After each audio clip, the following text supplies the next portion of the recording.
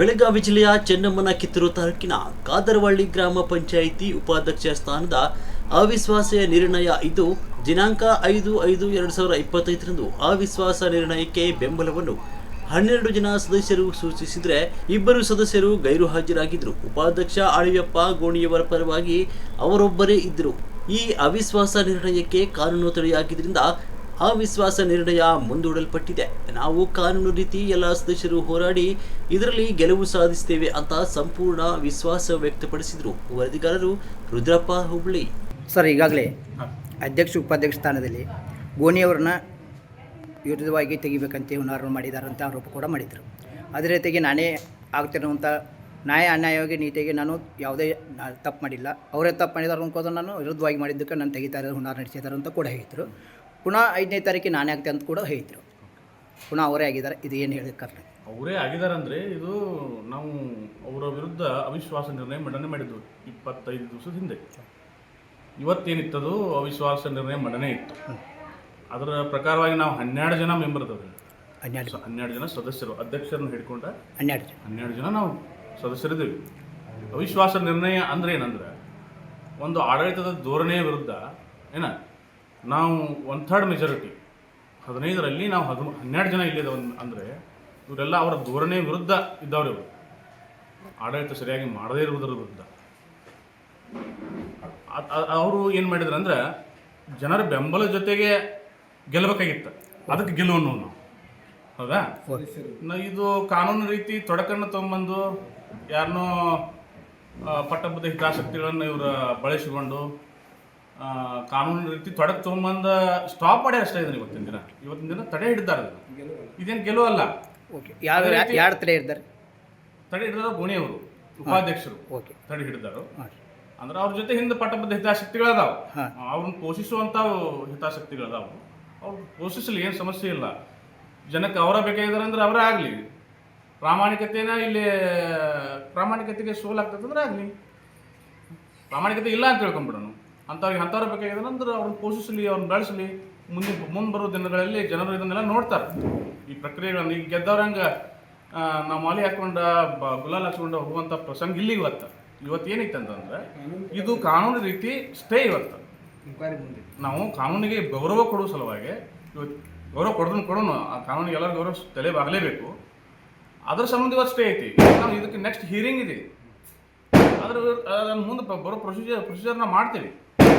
ಅದಕ್ಕೂ ಹೋರಾಡ್ತೇವೆ ನಾವು. ಸರ್, ಅವಧಿ ಕೇವಲ 4 ತಿಂಗಳ ಅವಧಿ ಇದೆ. 4 ತಿಂಗಳ ಅವಧಿ ಈಗಾಗಲೇ ಕೋರ್ಟ್ ಆದೇಶ ಪ್ರಕಾರವಾಗಿ ಅವರಿಗೆ ಆದೇಶ ಕೊಟ್ಟಿದೆ. ಆದೇಶ ಅಲ್ಲ, ಇವತ್ತು ಅವಿಶ್ವಾಸ ನಿರ್ಣಯ ತಾತ್ಕಾಲಿಕವಾಗಿ ತಡೆ ಹಿಡ್ತಾರೆ. ಅವ್ರ ಪರವಾಗಿಲ್ಲ, ಇದು ತಪ್ಪಿರಬಾರ್ದು, ಅವ್ರ ಪರವಾಗಿಲ್ಲ. ಹಾಗೆ ನಮ್ಮ ಪರವಾಗಿಯೂ ಇಲ್ಲ. ಈಗ ನೋಡ್ರಿ, ಅವರ ಉಪಾಧ್ಯಕ್ಷರ ಜೊತೆ ಎಷ್ಟು ಜನ ಸದಸ್ಯರು ಇದ್ದಾರೆ ನೀವು ಗಮನಿಸಬೇಕು. ಇವತ್ತು ನಮ್ಮ ಜೊತೆ ಎಷ್ಟು ಜನ ಅದಾರೆ ನೀವು ಗಮನಿಸಬೇಕು. ಅವ್ರ ಜೊತೆಗೆ ಎಷ್ಟಿದ್ದಾರೆ ಗಮನಿಸ್ಬೇಕು. ಈಗ ಅವ್ರ ಜೊತೆ ನೀವು ಕಾನ್ಫರೆನ್ಸ್ ಮಾಡಿ ನಿಮ್ಮ ಜೊತೆಗೆ ಎಷ್ಟಿದ್ದಾರೆ? ನಮ್ಮ ಜೊತೆ 12 ಜನ ಅದಾರೆ. 12 ಜನ. ಟೋಟಲ್ ಎಷ್ಟು ಜನ? ಟೋಟಲ್ 15 ಜನ. ಇಲ್ಲಿ ಅವಿಶ್ವಾಸ ನಿರ್ಣಯಕ್ಕೆ ನಮಗೆ ಅವ್ರು ಆರೋಪ ಮಾಡಿದ್ದೇನೆಂದ್ರೆ ನಮ್ಮ ಸಮುದಾಯವನ್ನು ಇಲ್ಲಿ ಏನು ಮಾಡ್ಬೇಕಂದ್ರೆ ಅಪಹಾಸ್ಯ ಮಾಡೋ ಉದ್ದೇಶದಿಂದ. ಅದ್ರೇನು ಅದಕ್ಕೆ ಇನ್ನೊಂದು ಪರ್ಯಾಯ ವರ್ಡ್ ಏನಂದ್ರೆ ನಮ್ಮ ಧರ್ಮವನ್ನು ಹೇಳಿಸೋ ಉದ್ದೇಶದಿಂದ ಇವ್ರು ಇದನ್ನು ಮಾಡತ್ತಾರು. ಅಂದ್ರೆ ಧರ್ಮದ ನೆಲೆಕಟ್ಟ ಮೇಲೆ ಮಾತಾಡಿದ್ರು. ಆ್ಯಕ್ಚುಲಿ ಇಲ್ಲಿ ಯಾರು ಧರ್ಮದ ಬಗ್ಗೆ ನಾವು ಇದನ್ನು ಮಾಡಿಲ್ಲ. ನಾವು ಎಲ್ಲ ಧರ್ಮಿಕರದವಿ ಇಲ್ಲಿ. ಎಲ್ಲರೂ ನಾವು ಅಣ್ಣತಾಂಬರನ್ನ. ಇವರು ಮುಸ್ಲಿಮ್ರಿ, ಹೌದಾ. ಇವರು ಒಂದೇ ಇಡಾಗ ಊಟ ಮಾಡ್ತೀವಿ, ಹೌದಾ. ಇಲ್ಲಿ ಧರ್ಮದ ಬಗ್ಗೆ ನಾವು ಯಾವತ್ತೂ ನಾವು ಮಾಡಿಲ್ಲ. ಅವ್ರ ಧರ್ಮ ಒಂದ, ನಮ್ಮ ಧರ್ಮ ಒಂದ. ಇಲ್ಲಿ ಮನುಷ್ಯ ಧರ್ಮ ಒಂದ ಶ್ರೇಷ್ಠ. ಮತ್ತು ಇದಕ್ಕೆ ಸಂಬಂಧಪಟ್ಟಂಗೆ ನಾ ಹೇಳಬೇಕು, ಈ ಮಾತು ಹೇಳಲೇಬೇಕು. ವಿರೂಪಾಕ್ಷಿ ಸದನ್ ಅವರು ನಮ್ಮ ಮಾವರವರು, ಆಮೇಲೆ ಶಿವೇಗೌಡರು ಪಾಟೀಲ್ ನಮ್ಮ ಲೀಡರ್ ಅವರು, ಇವರು ಇದನ್ನು ಮಾಡ್ಸೋಕೆ ಪ್ರಚೋದನೆ ಕೊಟ್ಟರು ಅಂಥೇಳಿ ಸುಳ್ಳು ಆಪಾದನೆ ಮಾಡಿದರು. ದೇವರ ಅಣಿಗೂ ಹೇಳ್ತೀನಿ ನಾನು, ನಮ್ಮ 3 ದೈವಗಳ ಮೇಲೆ ಆನಿ ಮಾಡಿ ಹೇಳ್ತೇನೆ. ಇವ್ರು ಹಿರಿಯರು ನಮಗೇನು ಹೇಳಿಲ್ಲ. ನಮ್ಮ ಕಮಿಟಿ ಏನಿದಿಲ್ಲ ಸದಸ್ಯರು, ನಾವು ಒಕ್ಕೋರ್ಲಿಂದ ನಾವು ನಿರ್ಣಯ ಮಾಡಿಕೊಂಡು ಈ ನಿರ್ಣಯಕ್ಕೆ ಬಂದ. ಅವರ ಏಳಿಗೆಗೆ ಧಕ್ಕೆ ಹಚ್ಚುವಂಥ ಕೆಲಸ ಅವ್ರು ಮಾಡ್ತಾರೆ. ನಮ್ಮ ಲೀಡರ್ಗಳು ಇವ್ರು ಯಾರೂ ಏನೂ ಮಾಡಿಲ್ಲ. ಅವರು ಇಂಥ ಚಿಲ್ಲರೆ ಮಟ್ಟದ ರಾಜಕಾರಣ ಯಾವತ್ತೂ ಮಾಡಿಲ್ಲ. ಅವ್ರಿಗೆ ನಾವು ಏನು ಹೇಳಿಲ್ಲ, ಅವರು ನಮ್ಮನ್ನೇನು ಕೇಳಿಲ್ಲ. ಇದು ಅವಿಶ್ವಾಸ ನಿರ್ಣಯಕ್ಕೆ ಬೇಕಾಗಿರುವಂಥ ಸದಸ್ಯರ ಸಂಖ್ಯೆ ಎಷ್ಟಂದ್ರೆ 10 ಜನ. ನಮಗೆ 10 ಜನ ಆದರೆ ಅವಿಶ್ವಾಸ ಆಗ್ತದೆ. ಇವಾಗ ನಮ್ಮ ಜೊತೆ 12 ಜನ ಅದ ಅಂದ್ರೆ ಧರ್ಮ ಅಧರ್ಮದ ಬಗ್ಗೆ ಮಾತಾಡ್ತಿರೋ. ಹಾಂ ಈಗ ಧರ್ಮ ಇದ್ದ ಕಡೆ ಹೆಚ್ಚು ಜನ ಇರ್ತದೆ, ಅಧರ್ಮ ಕಡೆ ಹೆಚ್ಚು ಜನ ಇರ್ತದೆ. ಸ್ವಾಭಾವಿಕ ನಾನು ನಿಮ್ಮನ್ನ ಕೇಳ್ತೇನೆ ಸರ್, ಈಗ ಅವ್ರು ಹೇಳೋ ಪ್ರಕಾರವಾಗಿ ನಮ್ಮ ಧರ್ಮ ಉಳಿತೈತಿ ಅನ್ನೋದು ಅವ್ರು ಹೇಳಿದ್ರು. ಅಲ್ಲ ಧರ್ಮ ನಾನು ನಿಮ್ಗೆ ಪ್ರಶ್ನೆ ಮಾಡೋದು, ಈಗ ಅವರು ಧರ್ಮ ಅಧರ್ಮದ ಬಗ್ಗೆ ಹೇಳತ್ತಲ್ಲ, ಧರ್ಮದ ಕಡೆ ಜನ ಹೆಚ್ಚಿರ್ತದೋ ಅಧರ್ಮದ ಕಡೆ ಜನ ಹೆಚ್ಚಿರ್ತದೋ ಅದನ್ನ ಹೇಳ್ತಾರೆ. ಈಗ ಅವರು ಹೇಳೋ ಪ್ರಕಾರ ಅವ್ರು ಹೇಳ್ತಾರೆ ಸರ್, ಓಕೆ ನೀವು ಹೇಳೋ ಪ್ರಕಾರ ನೀವು ಹೇಳಿ. ಓಕೆ ಸರಿ, ನಾನು ನಿಮ್ಮ ಪ್ರಶ್ನೆ ಮಾಡೋದು, ನಮ್ಮ ಜೊತೆ 12 ಜನ ಸದಸ್ಯರ ಬೆಂಬಲ ಇದೆ ಅಧ್ಯಕ್ಷರನ್ನ ಆದಿಯಾಗಿ. ಓಕೆ, ಹೌದಾ? ಧರ್ಮ ನಮ್ಮ ಕಡೆ ಐತಿ. ಹೌದು. ಅಧರ್ಮ ಧರ್ಮದ ಬಗ್ಗೆ ನಮಗೂ ನಮ್ಮ ಸಂಸ್ಕಾರವಂತ ನಾವು ಕಾದ್ರೋಳಿ ಒಳಗೊಟ್ಟೆ ಅದೃಶ್ಯ ಶಿವಯೋಗೀಶ್ವರರು, ಅಪ್ಪ ಶಿವಯೋಗೀಶ್ವರರು, ದತ್ವಾಡ ಬಾಬಾರವರು, ಆಮೇಲೆ ಶ್ರೀರಾಮ ಮಂದಿರದ ಅಜ್ಜಾರು ಎಲ್ಲ ಇಲ್ಲಿ ಏನೈತೆ ಅಂತಂದ್ರೆ ಸಂಸ್ಕಾರವನ್ನು ಬೆಳೆಸಿದಂಥ ಊರಿದೆ. ನಾವು ಸಂಸ್ಕಾರವಂತರನ್ನೇ, ನಮ್ಮ ಮೂಲ ಏನದ ಅಂದ್ರೆ ಸಂಸ್ಕಾರವಂತರನ್ನ ನಾವು ಹಂಗೆ ಬಂದೆವು. ಸಂಸ್ಕಾರ ಬಿಟ್ಟೇನು ನಾವಿಲ್ಲ. ಅವ್ರಂಗೆ ನಾವು ಆ ಕಡೆ ಈ ಕಡೆ ಜಂಪ್ ರೊಕ್ಕ ಯಾರು ಕೊಡ್ತಾರೆ ಆ ಕಡೆ ಜಂಪ್ ಕೊಡೋದಿಲ್ಲ. ನಾವು ದುಡ್ಡಿಗೆ ಆಸೆನೂ ಮಾಡಿಲ್ಲ. ಇಲ್ಲಿ ನಾವು ಕೇಳೋದು, ನಮ್ಮ ನ್ಯಾಯ ಏನು ಕೇಳೋದು, ಇದು ಜನರಲ್ ಉಪಾಧ್ಯಕ್ಷ ಸ್ಥಾನ. ಜನರಲ್ದವ್ರಿಗೆ ನ್ಯಾಯ ಒದಗಿಸ್ಕೊಡ್ಬೇಕಾಗಿತ್ತು. ಇದು ನಾವು ಅವರ ಅಧಿಕಾರ ವಹಿಸ್ಕೊಂಡ ಇಲ್ಲಿ ಏನು ಹೇಳ್ತಾರೆ ಅಂದ್ರೆ, ಅವರ ಆಯ್ಕೆ ಆದಾಗ 9 ತಿಂಗಳು 15 ದಿವಸಕ್ಕೆ ನಾವು ರಾಜೀನಾಮೆ ಕೊಡ್ತೇನೆ ಅಂತೇಳಿ ಶ್ರೀರಾಮ ಮಂದಿರದಾಗ ಹಾನಿ ಮಾಡಿದ್ರು. ಹಿರಿಯರು ಹೋದಾರ ಅದಕ್ಕೆ ಸಾಕ್ಷಿಯಾಗಿ ಮತ್ತೆ ಕೊಡ್ಬೇಕಾಗಿತ್ತು. ಅವರು ಮಾತಿನ ಪ್ರಕಾರ ಧರ್ಮವಂತರಾಗಿದ್ರು.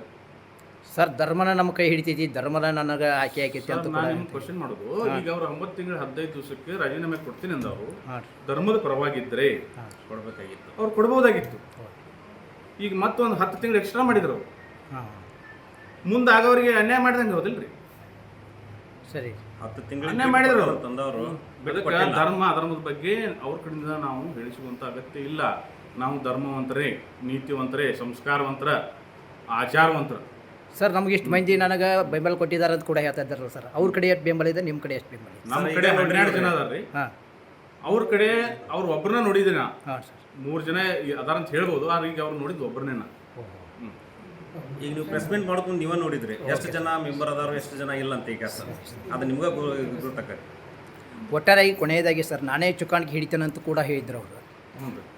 ಇವತ್ತು ಕೋರ್ಟ್ ಪ್ರಕಾರ ಆದೇಶ ಪ್ರಕಾರವಾಗಿ ಅವ್ರದ್ದೇ ಆದಂತ ಅನ್ನೋದು ಬಂತು ಸರ್. ಇದಕ್ಕೇನು ಹೇಳ್ತೀರಿ?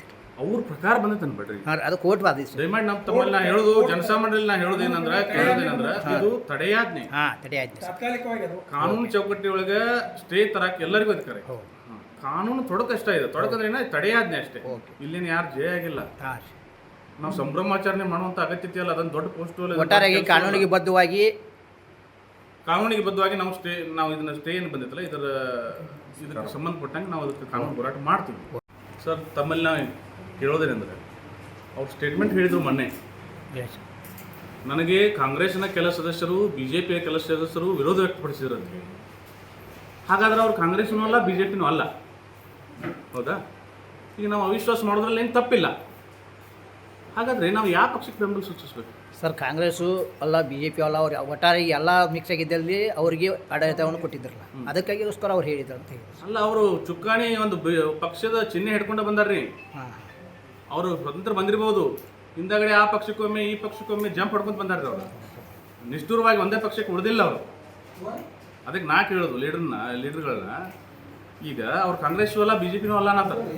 ನಾವು ಯಾವ ಪಕ್ಷಕ್ಕೆ ಬೆಂಬಲ ಮಾಡಬೇಕು?